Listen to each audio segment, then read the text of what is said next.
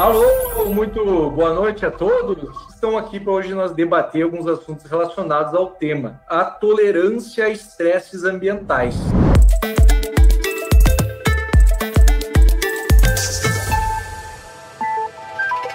Vamos apresentar então esse nosso seleto grupo de convidados muito especiais. Vamos começar pelo Eduardo Zavascki. O doutor Eduardo, ele é técnico agrícola pela Escola Agrotécnica Federal de Urutaí, em Goiás, é engenheiro agrônomo pela Universidade do Estado de Santa Catarina, UDESC, também é mestre e doutor em ciências na área de concentração de solos e nutrição de plantas, pela Escola Superior de Agricultura, Luiz de Queiroz, a Exalc. Primeiramente, dizer que é um prazer estar aqui com vocês e dizer que a gente está à disposição aí para trocar bastante ideia. Então, mais uma vez, muito obrigado aí pelo convite. Eu também vou apresentar aqui para o pessoal, né, um grande amigo, né, o Eduardo Zabini. O Eduardo Zabini é engenheiro agrônomo, formado pela Universidade Estadual de Maringá, né, com mestrado e doutorado em fitotecnia pela Universidade Federal de Viçosa. Para mim é uma honra poder participar com vocês hoje, então realmente muito agradecido e espero poder contribuir com vocês aí hoje, né, com o público também, para que a gente saia daqui com coisas positivas aí para levar para o campo.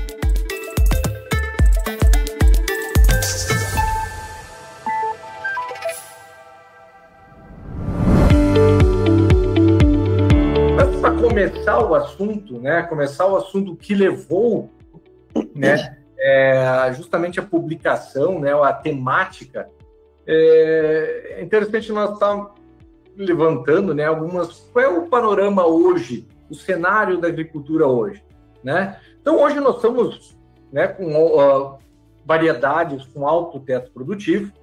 Até me surpreendo, nós temos diferentes trabalhos já espalhados no Brasil, e é interessante ver como está ficando mais comum, né, a gente começar a enxergar produtividade de 80, 85, 90, está ficando cada vez mais comum isso. Isso realmente é um outro cenário que a agricultura hoje está nos oferecendo, né, altos tetos produtivos. Ao mesmo tempo, o produtor ele também busca, né, variedades com um certo ciclo mais reduzido, tentando encaixar aí no ambiente de produção. Isso é interessante quando a gente tenta explorar mais ou usufruir de uma maneira mais eficiente o nosso sistema produtivo. Então, é algo que vem crescendo, porém, tanto alta produtividade como culturas, né, cultivares de ciclo curto, elas trazem também uma outra contrapartida. Isso está diretamente relacionado a uma demanda nutricional maior que hoje as culturas têm a nível de campo. E é nessa temática, né, que nós trazemos aqui para a discussão toda a questão, né, que envolve uma nutrição equilibrada, a importância de nós termos uma nutrição equilibrada tanto para aumentarmos ou sustentarmos maiores tetos produtivos, como também o foco do artigo que a gente vai comentar, que é trazer uma tolerância, trazer uma saúde, digamos assim, para a planta diferenciada para suportar ou para tolerar estresses ambientais. Eduardo, conte para nós um pouquinho como é que é dentro, né, do cenário, inclusive como técnico, né, mas também como produtor rural, né? Como é que é o cenário, como é que você enxerga né, em termos de aumento de produtividade, a importância da nutrição para a gente alcançar esses tetos produtivos. Bem, Fernando, você colocou muito bem que hoje nós estamos cada vez buscando e alcançando produtividades cada vez maiores e, ao mesmo tempo, a gente está indo na contramão em querer fazer isso com variedades mais precoces. A gente sabe que variedades mais precoces, elas têm um ciclo menor e qualquer distúrbio que ocorrer durante o seu ciclo, isso pode afetar de forma muito mais significativa do que uma variedade de ciclo um pouco mais longo. Então, esse é o primeiro ponto. Então, é uma dicotomia isso aí. A gente precisa produzir mais, só que a gente tem uma variedade mais com ciclo menor. E como que a gente pode fazer para que isso ocorra? Primeiro, São Pedro colaborar e mandar chuva certinha todo dia. Isso é possível? A gente sabe que não. Outra questão, as plantas, diferente da gente, né? As plantas, elas não... A hora que ela está sentindo frio ou calor, ela não pega e vai para a sombra, ou ela vai ou ela está com sede, ela vai no bebedouro e bebe água. Ela é céssio, ela está num lugar que você colocou. Então, ela tem que se adaptar àquele ambiente. Então, o que a gente tem que fazer, né, com a nutrição aliado ao desenvolvimento da planta? É proporcionar um ambiente, né, que é variável, seja tanto climático, seja questão hídrica, vários motivos. É um ambiente que varia. Então, a gente, como técnico, nós temos que proporcionar um ambiente com que a planta responda ou ela expresse melhor o seu potencial produtivo. E aí que a gente tem que entender melhor como que se dá esses estresses. E aí nós temos vários estresses, mas quais são os principais que a gente pode elencar? Estresse hídrico, acho que ele é a mãe dos estresses, né? Se a gente pudesse fazer porque a gente sabe que a planta, né, como nossas células, as células da planta, grande parte das células é composta de água. E a gente sabe que mais de 95% da água utilizada pela planta é para se resfriar. 2% talvez para ela se multiplicar, para ter aquela pressão de turgor, para ela se dividir, né, para ela se expandir, e 1% vai ser utilizada nos processos metabólicos. Ou seja, a planta precisa de água para ela se resfriar. Se você não tem água, você começa a ter é como se o radiador esquentasse. E a gente sabe que temperatura fria ou quente, eu, por exemplo, eu sou um cara que, apesar de ter formado em Lages, eu não gosto de frio. Eu não trabalho bem no frio. Então, a planta é igual a gente, ela não gosta de temperatura muito alta, muito baixa. Então, por que isso? Porque você começa a ter uma série de reações metabólicas que vai fazer com que esse aparato, né, da planta, seja de enzimas, proteínas, comece a deteriorar. Então, primeiro, o estresse hídrico ele vai refletir no estresse térmico. E, junto com o estresse luminoso, se você tiver uma alta luminosidade, né, por exemplo, um ambiente que você tem baixa disponibilidade de água e uma alta intensidade, você tem uma condição em que a planta não consegue assimilar toda essa quantidade de fótons que chegam ali para ela transformar isso em CO2, transformar isso em carboidrato. E isso vai acontecer com que a planta desencadeie várias reações para tentar equilibrar isso aí. Ela, até um determinado ponto, ela consegue equilibrar, que é através das enzimas antioxidantes que nós vamos discutir. Só que chega um momento que isso não consegue, e aí acontece uma série de distúrbios aí na planta. Então, só para finalizar então essa parte, a planta ela é céssio, ela precisa produzir muito, e o seu ciclo de vida é cada vez menor. Então, a gente tem que tentar equilibrar tudo isso aí. Muito bacana tudo isso que o Eduardo falou. E, André, ainda nesse cenário, o que você teria para falar para a gente do produtor do Paraguai? A gente sabe que o Paraguai vem se intensificando muito também em termos de sistema produtivo. A gente tem um cenário atual na agricultura brasileira, mas conta um pouco para a gente como que está essa evolução da produção, a evolução até do conhecimento, do conhecimento técnico, né, tanto de solos, ambientes produtivos no Paraguai, e como que vocês enxergam essa demanda crescente por aumento de produtividades e cada vez mais intensificado o sistema produtivo. Maravilha. Ok, Marcão. Bom, o Paraguai, pessoal, apesar de ser um país relativamente pequeno em extensão territorial, né, ele é um país extremamente diversificado. Então, nós temos do sul ao norte do Paraguai situações muito discrepantes, né?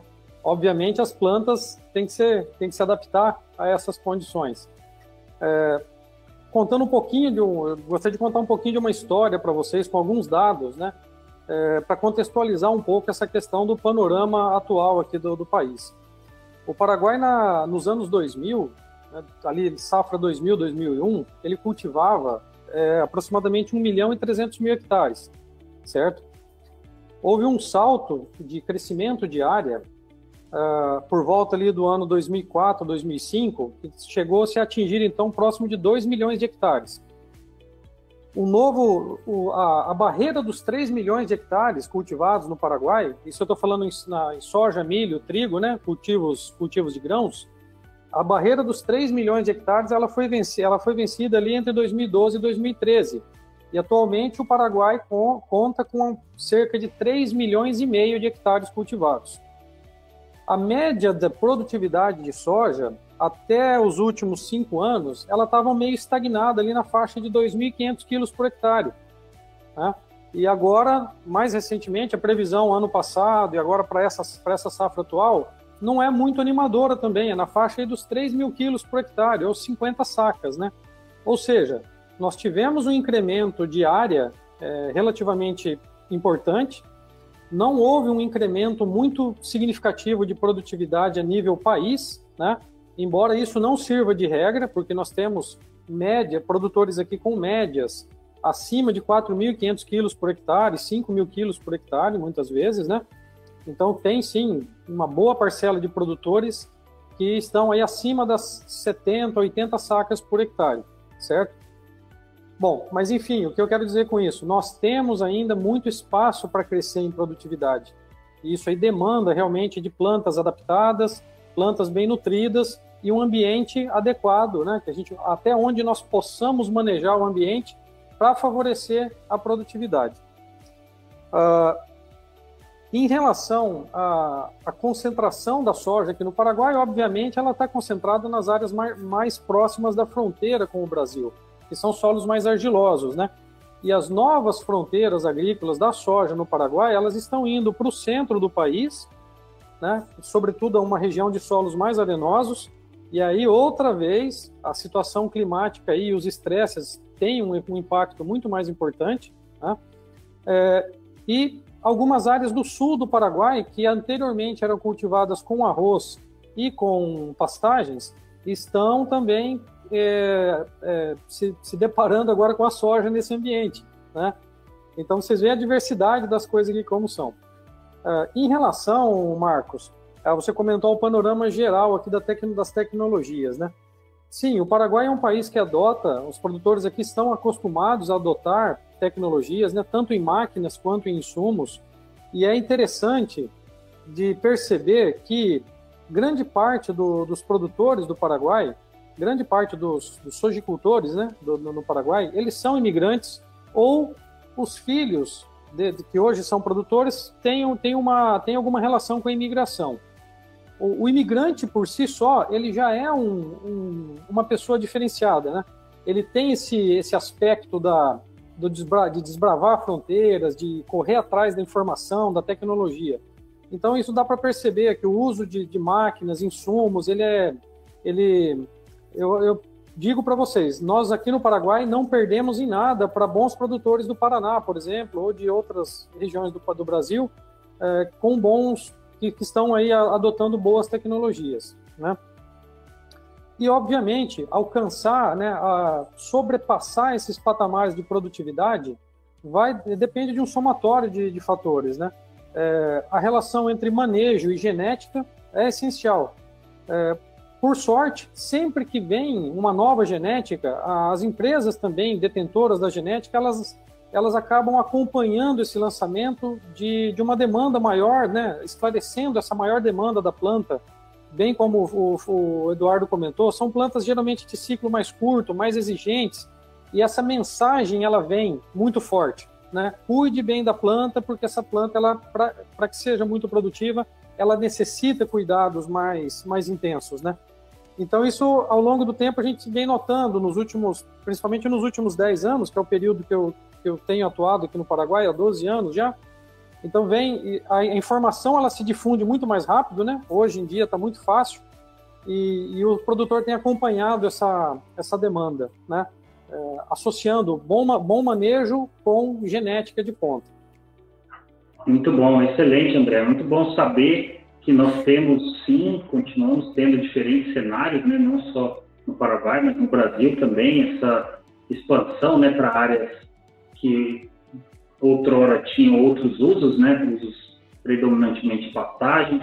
Hoje elas vêm sendo ocupadas com agricultura ou mesmo com sistemas integrados de produção, áreas com cana-de-açúcar, com soja, com integração lavoura-pecuária. Então nós temos à nossa disposição uma série de tecnologias, né, que foram construídas baseado em conhecimento técnico, em muita pesquisa, em muito trabalho árduo de muitos pesquisadores no Brasil, no Paraguai, em toda a América do Sul, para que hoje nós sejamos essa realidade que a gente se tornou em agricultura tropical. Então, é muito interessante ver essa evolução, não só do ponto de vista da produção e dos patamares de produtividade, mas a gente, como pesquisador nato, né, fica muito feliz de ver a evolução do conhecimento, acompanhar o produtor, acompanhar as tecnologias para o campo.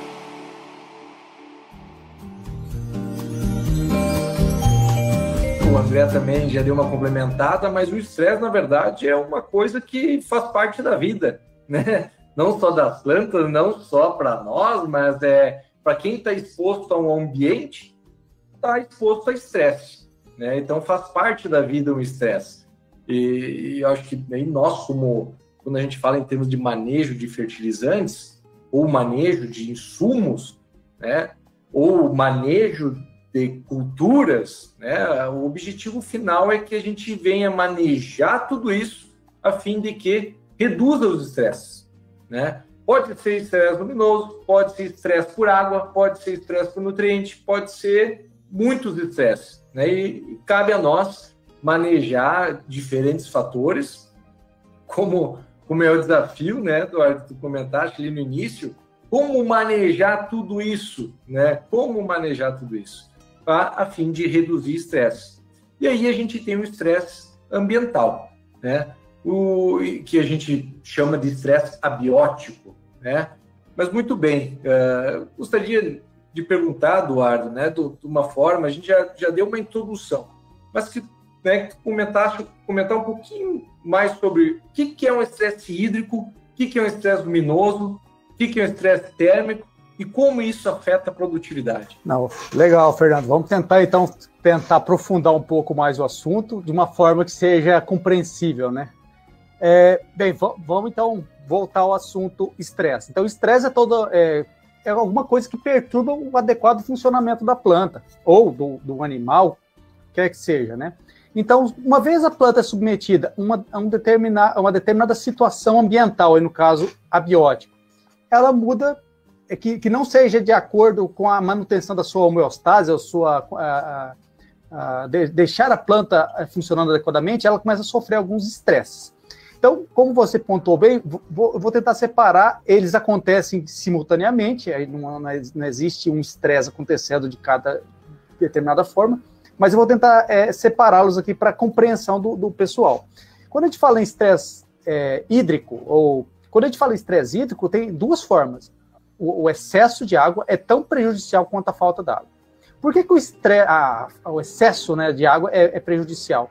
A gente tem que pensar que na atmosfera, um pouco menos no solo, a quantidade de oxigênio é por volta de 20%. Se a gente jogar isso para ppm, vai dar aí por volta de 200 mil ppm. Uma vez que e na água, a quantidade de oxigênio é de 10 ppm em média, né? Isso aí você pega vários trabalhos, cada um varia um pouco, mas vejam a diferença. Então, quer dizer, você não tem oxigênio. Se você não tem oxigênio, você não tem respiração, porque o oxigênio é uma das principais moléculas no processo respiratório. Uma vez que a raiz não respira, o que acontece? Ela não produz energia. Ela começa a morrer, as células começam a colapsar. Então, o sistema radicular colapsa. Colapsando o sistema radicular, você não tem absorção de nutriente e água. O que acontece? A planta definha e pode morrer. Isso vai depender de quanto tempo isso vai durar. Então, pessoal, por isso eu sou de uma região lá eu sou produtor em Cristalina e a nossa área tem muito problema de lençol freático alto, próximo à superfície, então a gente tem que fazer muito dreno. E a gente vê onde a gente errou um pouquinho no dreno, que a gente não conseguiu fazer direito, as plantas realmente, porque o excesso de água é muito prejudicial. Então, partimos agora para a falta de água.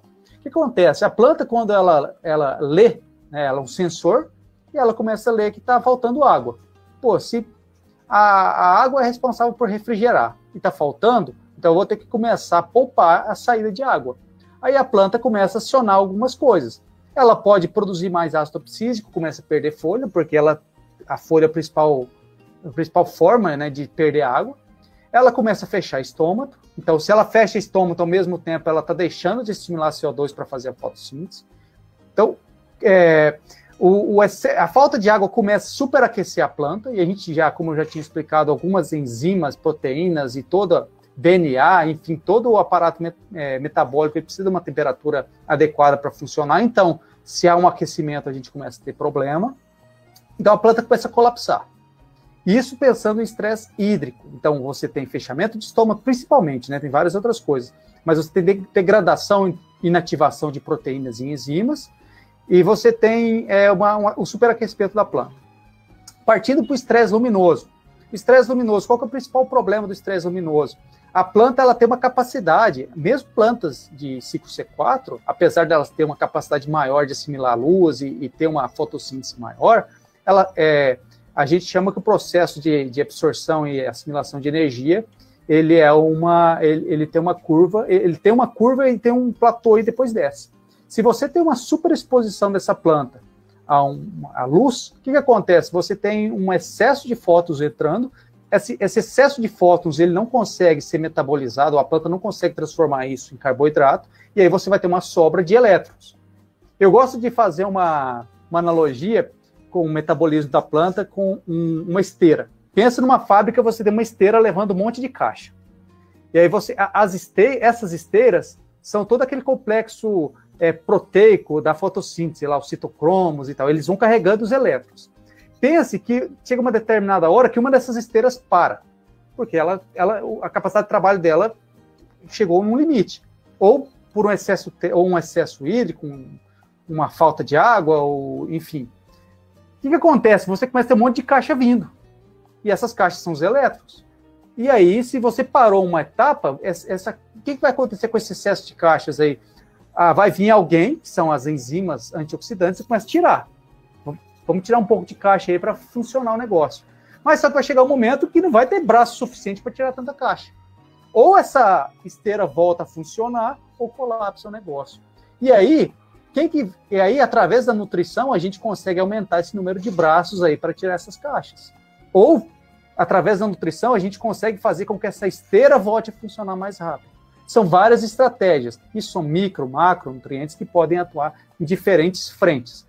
Então, assim, eu acho que o artigo ele foi muito feliz que ele soube pontuar bem os principais estresses e depois como a nutrição vai agir ou na esteira, ou nos braços, ou tirar um pouco de caixa, enfim, onde ali os nutrientes podem agir. Então, resumindo, acho que o estresse hídrico ele é um dos maiores, porque a oscilação hídrica ela é grande, principalmente se a gente não tem um solo bem corrigido, com aprofundamento do sistema radicular. O estresse luminoso também, dependendo da época, ele pode ser um problema sério. E o estresse térmico, esse aí, ele também pode ter um problema, lógico, dependendo mas ele está muito mais ligado ao estresse hídrico. Se a planta estiver bem hidratada, o sistema de refrigeração funciona, ela consegue manter a temperatura e o funcionamento adequado. Falando em estresse hídrico, até eu vou tomar um pouco de água aqui para não me estressar, Marcão. Deu sede aqui. É, isso aí. Mas uma pergunta, só para não... Desculpa, Marcão, só para não perder, porque encaixa muito bem com essa pergunta, e aí eu vou ler ela, se o Eduardo quiser complementar um pouquinho, mas vem muito de encaixe só para a gente não perder. Na visão dos convidados, com uma adubação equilibrada, podemos reduzir o estresse hídrico térmico sofrido pelas culturas?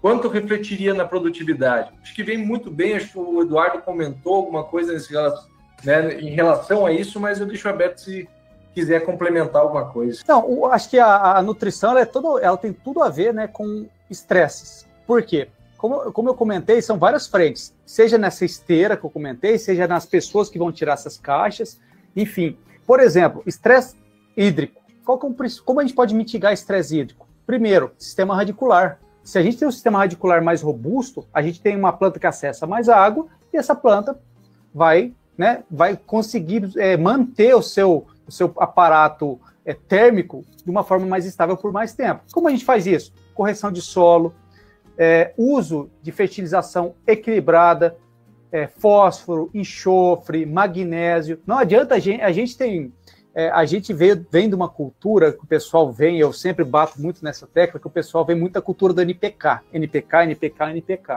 O cara está colocando fósforo num solo que tem 80 ppm de fósforo. e o cara não coloca enxofre, por exemplo, o enxofre dele está 5. Pô, você está gastando com fósforo onde não precisa e está deixando de gastar com enxofre. Isso é um exemplo, né? Aí que entra essa adubação equilibrada. Magnésio, às vezes, o pessoal usa o magnésio lá na calagem, mas a gente sabe que esse magnésio oriundo do calcário, ele tem uma reação no solo um pouco mais lenta e que talvez não seja suficiente para suprir a planta durante o seu ciclo. Por isso que a gente tem visto, eu tenho feito muita pesquisa com isso, tenho feito isso na minha própria propriedade, o uso de magnésio via foliar. Ah, mas a magnésio via foliar, a necessidade é tão alta e funciona. Funciona. Se você tem determinados momentos da planta que ela tem uma exigência muito alta e você consegue colocar isso no momento adequado, vai funcionar. Micronutrientes. Os micronutrientes, eles têm várias frentes, eles podem atuar tanto como componente dessas enzimas antioxidantes, ou com cofator dessas enzimas, ou um precursor dessas enzimas. Então, assim, se faltar um micronutriente, o que vai acontecer? Você não vai ter esse sistema metabólico funcionando. Não adianta ter um monte de magnésio, manganês, e está faltando zinco, está faltando boro. Então, tudo é equilíbrio. É o famoso barril de Nigby, né? Então, se falta, onde a ripinha ali estiver mais baixa, é ali que vai vazar água e vai comprometer a produtividade. O pessoal gosta muito de usar o NPK, e às vezes o P e o K está sobrando. Está sobrando e está faltando o magnésio, está faltando o enxofre, está faltando os micronutrientes, está faltando uma boa correção para melhorar a eficiência. Então, acho que tudo isso a gente tem que colocar na pauta, né, para a gente pensar e refletir um pouco mais sobre isso. Eu acho ótima essa colocação do Eduardo, Fernando, porque é justamente o que a gente tem observado nos nossos trabalhos recentes, né, tanto os trabalhos que a gente tem conduzido no Brasil quanto no Paraguai, né, o quanto uma nutrição equilibrada tem beneficiado a planta não só no seu estabelecimento inicial, num maior vigor para o seu crescimento nas fases vegetativas, e que vai garantir para ela uma maior sustentação frente a um veranico, frente a um momento transitório de estresse, e garantir para ela um status nutricional mais adequado para que ela, né, forneça, para que ela apresente todo o seu potencial produtivo durante as suas fases reprodutivas. E eu até queria dar uma provocadinha no André para ele complementar, porque a gente sabe que o André viu isso na prática e trazer para a gente essas experiências práticas e até muito visuais, que foram surpreendentes. Eu queria que o André dividisse essa experiência com a gente e com os nossos ouvintes, né? Não, perfeito. A explicação do Eduardo aí foi espetacular, né? Então, sim, sem dúvida, só retomando um pouquinho aí para não perder o gancho do Eduardo, né? Sem dúvida, é inegável o efeito do potássio, por exemplo, como agente osmótico dentro da planta, né? E a tolerância da planta aí ao estresse hídrico quando está bem nutrida em potássio. E aí, Marcão, voltando então para o que a gente vivenciou aqui na prática, né? Há quase uns 2 anos atrás, já conversando com o Fernando aqui no Paraguai, né, Fernando, a gente tinha na época clorofilômetro, NDVI, alguns aparatos aí para medições a campo, para enxergar o que os olhos não enxergam, né? O vigor da planta associado à nutrição. Só que a clorofila e o NDVI, eles são medidas que você nota uma alteração da planta, uma resposta da planta em mais clorofila, em maior vigor, em maior índice NDVI, mas isso é uma alteração acumulativa. A planta precisa passar por um longo período aí de convivência com uma condição do ambiente para que a síntese de clorofila e o NDVI eles sejam aumentados num grau importante, né? Por outro lado, a medição da temperatura ela é uma medição instantânea, né? Não destrutiva, e que você consegue capturar essa diferença entre uma planta melhor nutrida e uma planta pior nutrida naquele momento, né? E aí o uso das câmaras termais, eles são muito interessantes. Então essa foi uma aquisição que a gente fez aqui, uma aposta, na verdade, eu não sabia o que ia acontecer. Nós tínhamos relatos na literatura, né, de pesquisadores que usam câmaras termais para selecionar genótipos de plantas tolerantes a estresse hídrico. E aí, conversando com o Fernando aqui, veio aquela ideia, né? Falei, puxa, e se a gente medisse a temperatura das plantas ou tirasse uma foto térmica da planta em resposta a condições ambientais de nutrição, não, a condições de nutrição diferenciada. E foi batata, né? Foi muito interessante que os dados que a gente conseguiu gerar, demonstrando que naquela parcela onde você tinha uma nutrição, um fertilizante multinutriente, né? NPK, enxofre, magnésio, boro, né? Versus uma adubação convencional, padrão regional aqui, que é somente fósforo e potássio, a planta ela era mais vigorosa, a oscilação térmica ela foi menor, né? Então a planta estava regulando o seu estado hídrico de uma maneira melhor e térmico, e isso ficou muito evidenciado pela foto e pelos dados, né? Então confirma, corrobora aquilo que o Eduardo exemplificou muito bem aí na parte teórica, né? E no campo a gente consegue observar isso.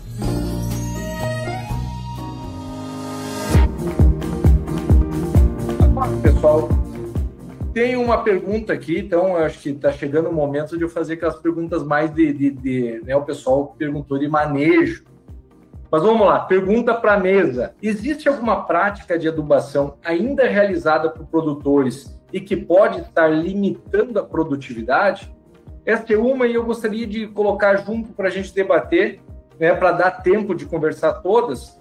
Gostaria que comentasse um pouco a respeito da utilização de gesso agrícola, sua relação com aprofundamento radicular e enfrentamento de períodos de déficit hídrico. Vamos lá, deixa eu falar um pouquinho da prática de nutrição que tem sido feita. Vai lá, André, faz as honras aí.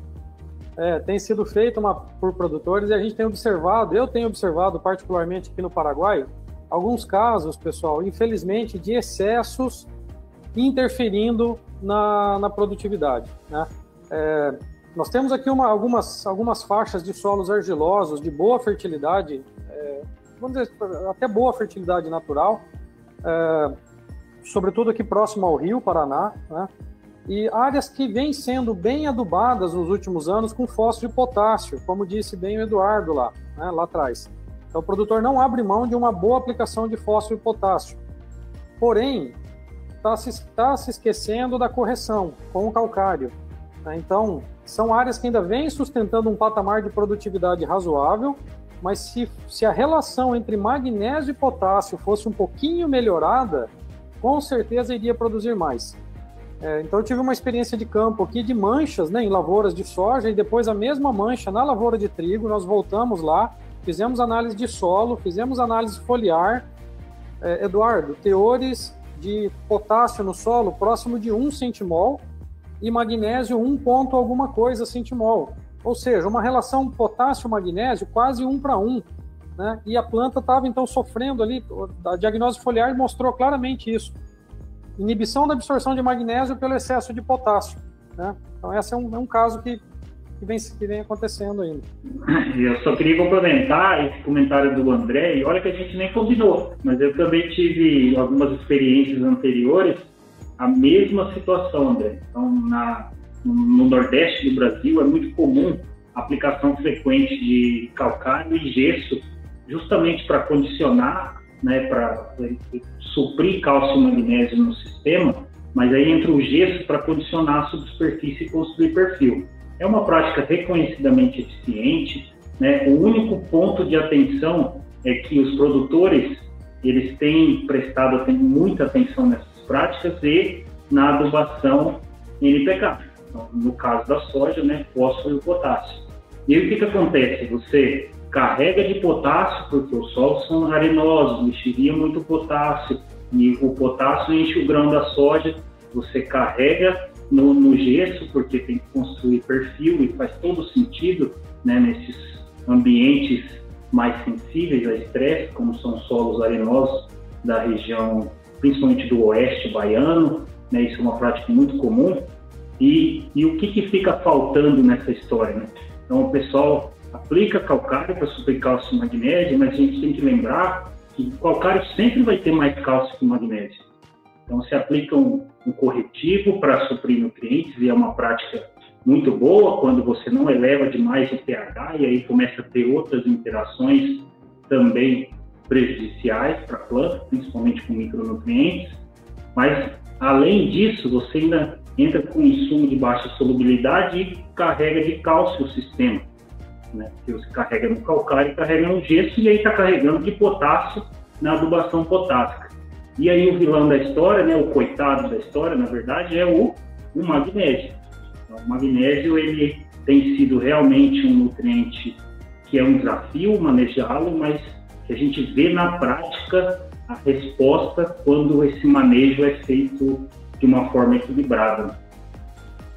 Desculpa, Eduardo, pode continuar a sua experiência e eu vou deixar para você falar do jeito. Não, legal. Não, o André, ele até roubou a minha resposta, porque a hora que falaram de desbalanceamento de nutrientes no solo, realmente o exemplo que ele deu é o que mais está acontecendo mesmo. O pessoal está errando muito, exagerando muito no potássio e esquecendo do magnésio. A gente sabe que tem essa relação muito estreita, né? Se a gente a literatura e vários trabalhos mostram que a gente tem que ter pelo menos uma relação de 2:1 de magnésio e potássio. O ideal seria por volta de 2,5 a 3, mas 2:1 já seria adequado. Por quê? Porque a gente sabe que o potássio ele tem carregadores específicos e o magnésio não, e tem toda a questão de raio iônico, facilidade de troca, enfim. Então, assim, o magnésio sempre vai levar vantagem em relação o potássio sempre vai levar vantagem em relação ao magnésio. E o pessoal sempre, né, como eu tinha falado anteriormente, o pessoal sempre está o pessoal pegou esse vício, porque no início, quando as áreas foram abertas, realmente os teores de potássio e fósforo eram baixos, e havia necessidade de resposta a isso, só que o pessoal esqueceu dos outros, do magnésio, do enxofre, dos micronutrientes, boro, graças a alguns eventos aí até feitos lá pelo pessoal da Exalc, o professor Witt, né, tem feito bastante trabalho com boro e visto o efeito do uso do boro. A gente sabe que o boro, por causa da dinâmica dele, geralmente os teores são baixos em 90% dos casos, né? Então, assim, eu acho que esse exemplo que o André citou do excesso de potássio com o magnésio, eu acho que o boro é um outro micronutriente que a gente está vendo muita resposta no campo, né? Aplicações aí via solo de boro, até algumas complementações foliares, mas o pessoal está se atentando ao uso do boro também via solo. Tem dado bastante resposta, a gente tem visto isso em pesquisa, no campo, enfim. O custo-benefício do uso desse elemento é bastante significativo. Perfeito, Desculpa, pode continuar. Então, eu acho que o Marcos tinha falado da questão do gesso, né? Só para emendar a resposta. Acho que o colega colocou bem, o gesso é muito importante, né? A pessoa que fez a pergunta, o gesso, graças ao gesso a gente conseguiu cultivar o cerrado, né? O calcário foi muito importante, mas o aprofundamento radicular, a gente sabe que a gente tem limitações do calcário, por causa do jeito que ele reage no solo, né? Da solubilidade dele, e também por questão operacional de você incorporar isso. Então, se você tem pouca solubilidade, ele tem ele percola no perfil de maneira muito lenta, então a gente precisa levar cálcio em profundidade de alguma forma.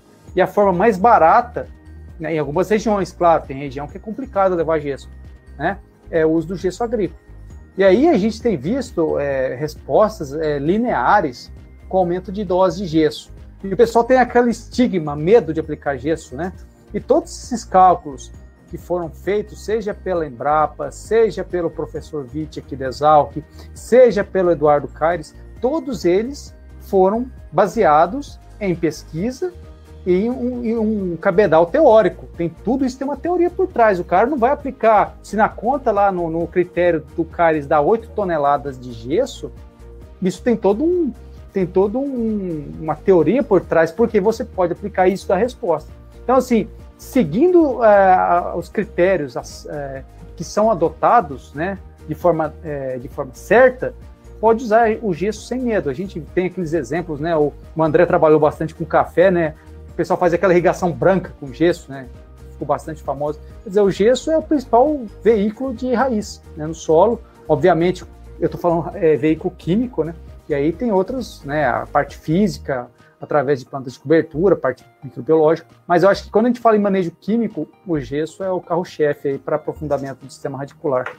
Perfeito, eu só queria adicionar, Eduardo, a tua resposta, que foi, né, muito boa, a questão que realmente a gente focou em gesso, né? A gente focou basicamente nessa parte da correção, né, com gesso, do condicionamento do solo com gesso, mas, na verdade, todo o manejo de solo que a gente fizer, que venha, que objetive o aumento do sistema radicular, né, consequentemente, ele venha também proporcionar maior resistência. Né? Quimicamente, com gesso, a gente consegue aprofundar o sistema radicular, né? Ou, né, através do manejo de rotação de culturas, fisicamente a gente rompe aquela barreira física também para crescimento radicular, ou, né, até biologicamente, ou nutricionalmente, como a gente está comentando. Para crescer, ela vai precisar de nutrientes. Os nutrientes, o balanço nutricional vem a propiciar aí aumentos, né, de sistema radicular e, consequentemente, né, a planta tem mais canudinho para tomar água no solo, digamos assim, quanto mais sistema radicular. Uma última pergunta, então, pessoal, antes para a gente se encaminhar para a finalização. Gramíneas como milho, arroz, trigo ou cana sofrem dos mesmos tipos de estresse que a soja? Eu só vou levantar a bola aqui para o Eduardo chutar. Sim, sofrem dos mesmos estresses, mas a diferença, com exceção do trigo aí, né, falando entre milho, cana e outras gramíneas que são C4, aí existe uma diferença substancial na tolerância à temperatura e ao uso da água, né, comparando com a soja, com o feijão, aí, umas plantas C3, né? Então, Eduardo, dá uma palhinha aí sobre essa diferença da tolerância entre uma e outra aí. Legal. Isso o André acho que colocou de forma bastante interessante. Todas as plantas, elas sofrem estresse. Lógico que algumas suportam mais do que outras, né? Por que gramíneas, geralmente C4, né, principalmente elas conseguem tolerar o estresse? Primeiro que elas têm uma capacidade de uso de água muito mais eficiente. Elas possuem um sistema de fotossíntese, né, muito mais eficiente também. Elas possuem menores danos com fotorrespiração, elas têm um uso de nutrientes muito melhor, a absorção de nutrientes pelas raízes também é muito mais eficiente. Então, assim, como que eu poderia resumir isso? Acho que a gente tem que ter cuidado com todas as plantas, né? Algumas plantas, elas são mais sensíveis, primeiro, pela sua própria fisiologia, pela sua família botânica, vamos dizer assim, ou talvez pelo ciclo, né? Se a gente comparar, por exemplo, a soja e o feijão, né? A gente sabe que são plantas teoricamente parecidas, são da mesma família. Só que o feijão a gente sabe que ele é um pouco mais sensível. Por quê? Porque a gente sabe que o ciclo de vida do feijão, ele é um pouco mais curto. A soja, ela consegue tolerar ter maior tolerância. Então, assim, acho que para resumir, temos que ter cuidados com todas as plantas, porém, algumas plantas conseguem ser um pouco mais tolerantes.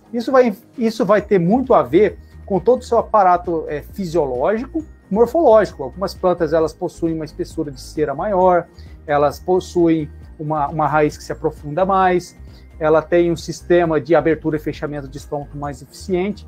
Então, assim, cada planta tem a sua peculiaridade. Mas acho que o André foi muito feliz em dizer, as gramíneas são mais tolerantes, porque elas possuem algumas características, né, um pouco diferentes. Não sei se eu respondi a questão do colega. Não, eu acho que resumiu muito bem, né? Elas apresentam um grau de tolerância um pouco maior do que as leguminosas, né? Perfeito. Pessoal, estamos na nossa fase final da nossa conversa, desse lançamento. Eduardo, deixo aberto para tuas considerações finais, né, do ponto de vista fisiológico, né? O que tu nos conclui? Às vezes a gente dá muito pitaco em fisiologia, mas é só deixar claro, né? Eu não sou um fisiologista, né? A gente aprende dia a dia, às vezes a gente tem que se preparar um pouco mais para participar, porque o assunto é fisiologia, né? A minha formação ela é um pouco mais na parte de nutrição de plantas, mas o André sabe também, todos os colegas aqui, como a gente trabalha com fertilidade, a gente tem que ter umas noções, né? A fisiologia está totalmente interligada, né, com a fertilidade. Então, se a gente quer entender de nutrição, a gente tem que entender de fisiologia. Então, dizer que foi um prazer participar desse trabalho. Eu acho que a principal função do pesquisador, do técnico, é levar o conhecimento de forma que as pessoas que vão ler, elas compreendam e possam aplicar. Não adianta eu levar um conhecimento que não seja aplicável. E aí eu acho que o André ele foi muito feliz, principalmente na hora que vocês forem ler o artigo. O André coloca um exemplo prático, a gente veio escrevendo o que acontece na planta e tal, e às vezes a pessoa vai ler aquilo e fala, tá, e daí que isso vai melhorar na minha planta? Como que eu faço para ver isso? E aí o André fecha vários exemplos do dia a dia dele, de forma bastante feliz, mostrando, né, como que uma nutrição adequada ela ajuda na planta a tolerar estresse. Então mais uma vez eu gostaria de agradecer a vocês aí pelo convite. Nutrição, fertilidade, fisiologia é um assunto que eu gosto muito. Se a gente ficasse aqui a noite inteira conversando, para mim seria um prazer. Acho que a companhia de vocês, né, o André, eu acompanho ele muito aí pela internet, eu vejo o trabalho dele lá no Paraguai, foi para uma região de fronteira, já é uma referência técnica lá, e não só lá, como aqui também. Então, para mim, participar desse timaço aí, para mim, foi um motivo de muita alegria e espero aí que a gente se encontre para falar um pouco mais de nutrição e fisiologia.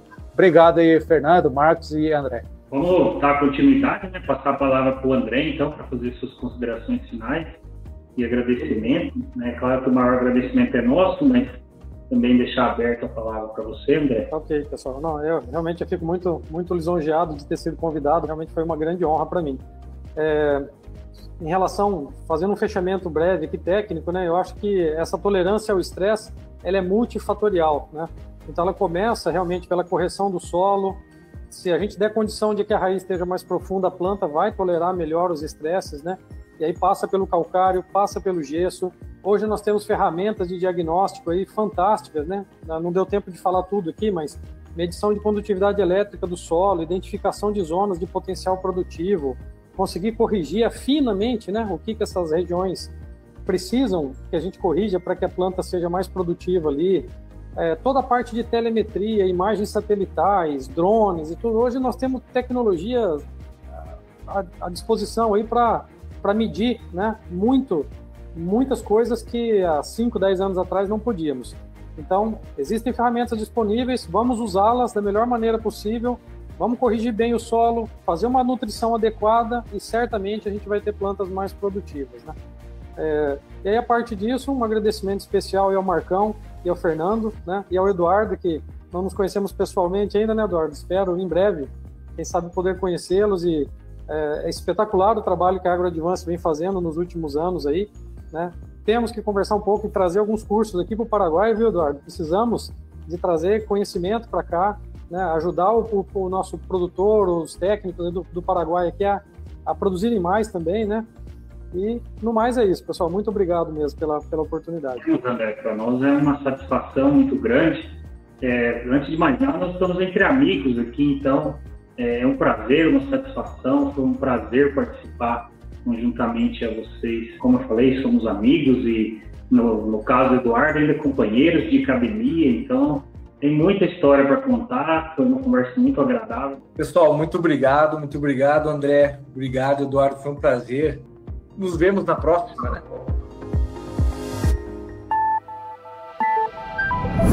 Mosaic Fertilizantes. Da mina ao campo, ajudamos o mundo a produzir os alimentos de que precisa.